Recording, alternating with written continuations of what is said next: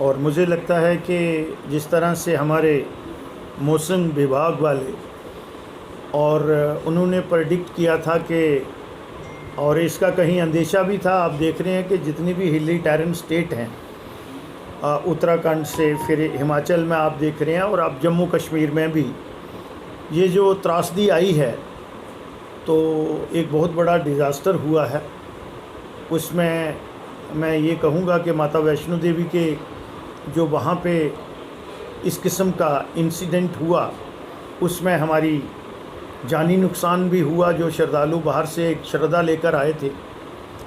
लेकिन जो ये फ्लैश फ्लड और भारी बारिश हुई है, उससे मुझे एक चीज़ से थोड़ा संतोष है, और परमपिता परमेश्वर ने हम पे आशीर्वाद रखा।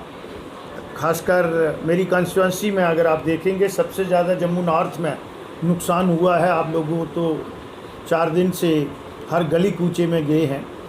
लेकिन जानी नुकसान नहीं हुआ। माली नुकसान बहुत हुआ है और लाइव स्टॉक का हुआ है, जिसमें कैटल्स वगैरह जो हैं, तो उसके लिए सरकार जो है वो भरपाई करेगी। और हम लोग भी, मैं आपके माध्यम से जनता जनार्दन का और जो समाज सेवा में लगे हुए नर नारी हैं और अपनी पार्टी के काडर का धन्यवाद भी करता हूं कि जिस तरह से, क्योंकि ये जो डिज़ास्टर होता है, ये जो प्राकृतिक आपदा आती है, इसमें 3 तरीके से कंटिजेंसी प्लान होता है। और हमें अंदेशा था, आपने देखा कि एक दिन पहले हमने एडमिनिस्ट्रेशन से भी ये मीटिंग डिबकाम के ऑफिस में, और हम जम्मू के सारे विधायक उसमें थे, और उसमें एक कंटिजेंसी प्लान था कि हम रेस्क्यू सबसे पहले होता है। तो रेस्क्यू में मुझे लगता है कि 100 आउट ऑफ 100 एडमिनिस्ट्रेशन को, यहाँ के लोगों को, और ख़ुसूसन तौर पर जो अफेक्टिव लोग थे,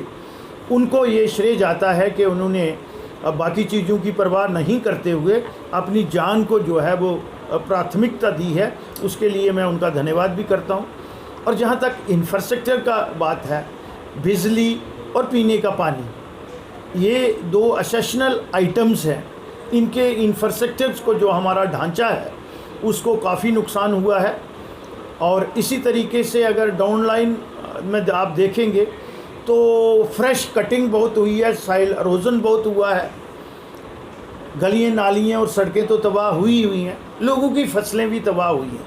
तो हमने परसों जो मीटिंग ऑनरेबल चीफ मिनिस्टर साहब ने सेक्रेटरीट में ली थी, उधर 1 वॉइस में हमने ये कहा था कि इसको प्राकृतिक आपदा घोषित किया जाए, इसको डिज़ास्टर जो है उसकी श्रेणी में लाया जाए, और लोगों का जो माली नुकसान हुआ है,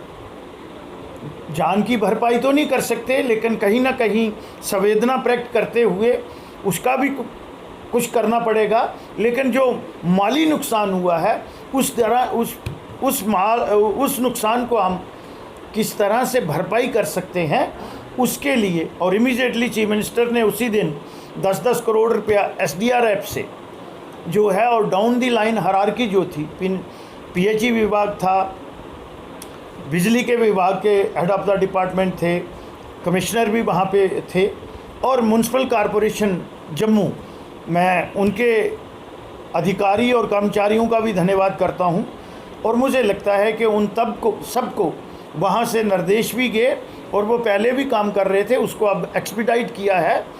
और मुझे लगता है कि अभी समय लगेगा लोगों को उससे बाहर आने में। और हमारी ये है कि हम एक कंप्रहेंसिव डिटेल्ड रिपोर्ट, जितना लॉस हुआ है, चाहे वो गवर्नमेंट ऑर्गेनाइजेशन के जो हमारे हैं, पब्लिक सेक्टर के, कनेक्टिविटी का हो, पीने के पानी का हो, गलियाँ नालियाँ हों, बिजली का हो, और गवर्नमेंट के जो स्ट्रक्चर हैं, तो उनकी एक डिटेल्ड रिपोर्ट जो है वो डिपार्टमेंट जो है लॉस असेस कर रहा है। और हम गवर्नमेंट ऑफ इंडिया से भी विनम्र बेनती करेंगे कि यहाँ से लेके, जैसे 2014 में, उस समय मैं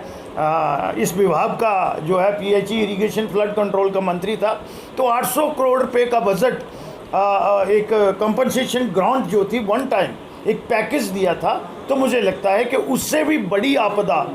और अगर आप देखेंगे रिकॉर्ड बता रहा है कि 100 साल के बाद इतनी बारिश हुई है, और 100 साल वाला रिकॉर्ड भी जो है वो बीट किया है। तो मुझे लगता है इसमें एक शॉर्ट टर्म और एक लॉन्ग टर्म।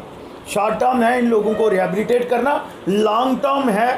कि जो वाटर बॉडी हैं उनको क्लियर करके और जो कैरिंग कैपेसिटी है उसको किस तरह से बढ़ाना है, वो उस पर हमें काम करना पड़ेगा।